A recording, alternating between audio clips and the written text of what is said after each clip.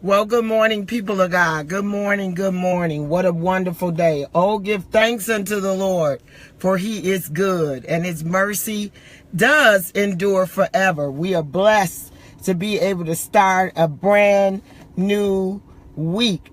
And we starting a brand new day, so we already know we have new mercies, and we already know we have new grace today, and we are just blessed of the Lord. What are we talking about today? What's our morning moment? Welcome to Morning Moment for those of you who are watching for the first time.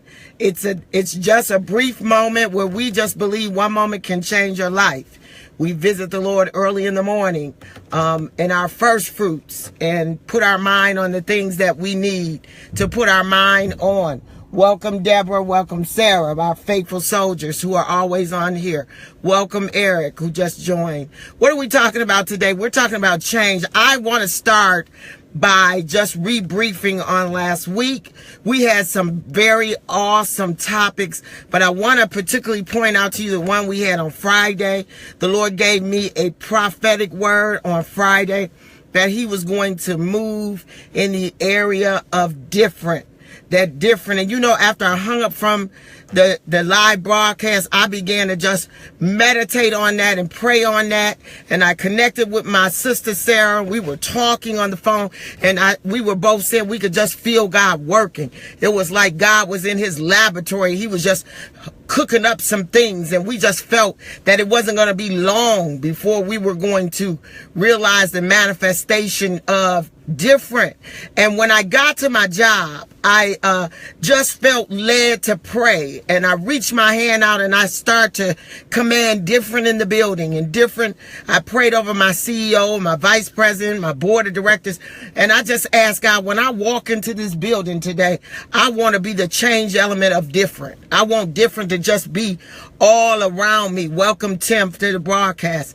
And so let me give you my testimony. Never knew that God was going to demonstrate the word through my life, but I walked into my job on Friday carrying that prophetic word of different, and I want to testify to you today and tell you I walked out of my job Friday with a different position. I got a promotion I didn't apply for. I got a job that has never been occupied in my company. They approached me and just said, we want to put you in a different area. What about God? What about this God that we serve?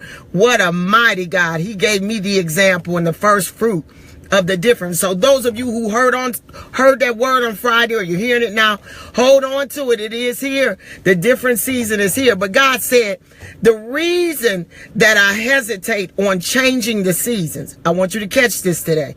The reason God can't really thrust us into our new seasons as rapidly as he would desire is because the people of God and the people period just have an issue with change. What do I mean by that? Well, if it's going to be different, that means there's going to be change. If it's going to be different, if God's going to take you to a different level, if he's going to do a different thing in your life, that means there has to be change occurring. And the reason we struggle so much with change is because we cannot handle the unknown. We love to be comfortable. We love to have the predictable environments. We love to have the predictable pathways. But how many of you know that if you're going to follow God in his flow and his movement in your life, that you are going to have to be adaptable to change. You're going to have to embrace change. Not only are you going to have to embrace it, you're going to have to lead change. God said there's a season for everything, and God is rapidly changing the season. The rain is here today, so that also is also a sign of a harvest season. So if we're going to accept these different seasons in our life, the first thing that comes is change. So let me tell you how the enemy started talking in my mind. Oh, you're going to have a different boss. You're going to be in a different job. You don't even know if you can do this job. And he started bringing before me all of the change. Why does he do that?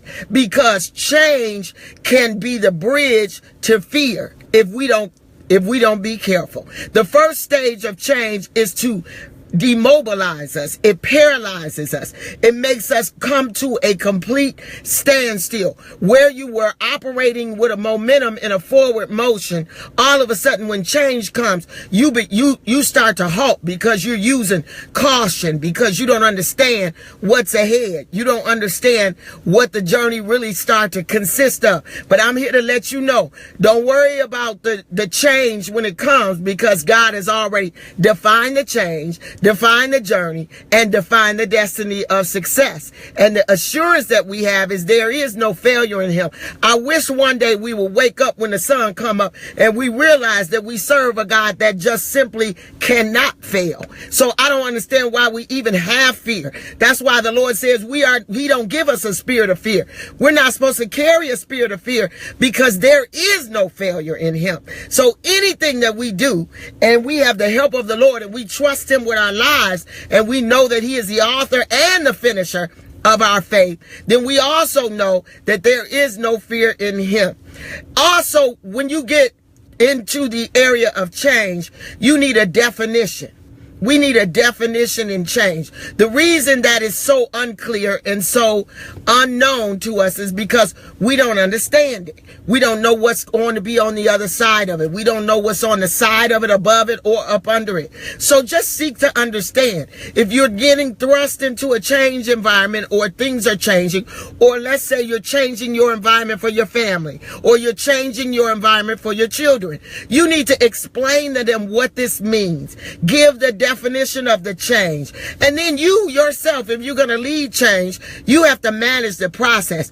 People don't realize I do change management training at work, because change is a process. It's not just information. It's not just a different scenario. It is a process. You have to learn and change. You have to adjust and change. You have to be adaptable during your change. So understand that it is a process, and the process has to be managed. And the thing that you need to manage the most during the process, there are some things. God told me to point these few things out for you this morning. The main thing that you have to manage through change is your attitude and your outcome, your perception. Your attitude and your perception. You have to have a positive attitude through change. You have to have the perception in your mind that it will be all right.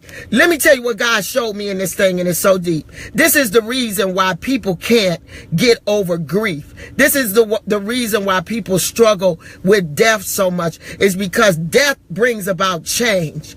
Death is a change process. And so your life won't be the same when you lose loved ones. Your situation won't be the same when you lose loved ones. And people have issue adapting to change. The enemy comes to your mind and tells you, you won't be able to talk to this person. You won't be able to deal with this person. You won't be able to reach out to this person. And he brings about all of these fears when the change comes. But I need you to grab a hold of it.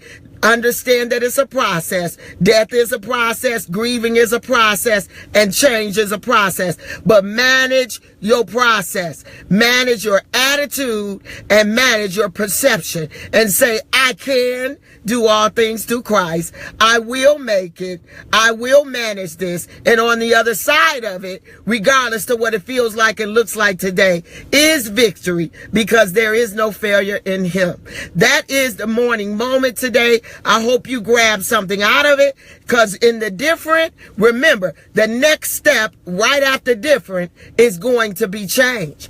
Are you ready for your change? The next step right after your elevation, right after your next level, right after your promotion, right after your new season is going to be change. Are you ready to manage your change? I love you with the love of Christ. Be blessed. Have a very blessed week. I'm excited about this week. I'm going in today to get the definition of my change, and pray for me. Pray that prosperity will come with it. A transferring of wealth will come with it, and blessings will come with it. And we claim it by faith. And it is so. I love you with the love of Christ. Have a very blessed Monday and the rest of your week. And join us back tomorrow. Share this video Somebody needs to know how to manage the change in their life. Somebody needs to know how to manage the grief in their life and get excited. That's right, Deborah. Get excited about your change. I love you. God bless you. Have a blessed day.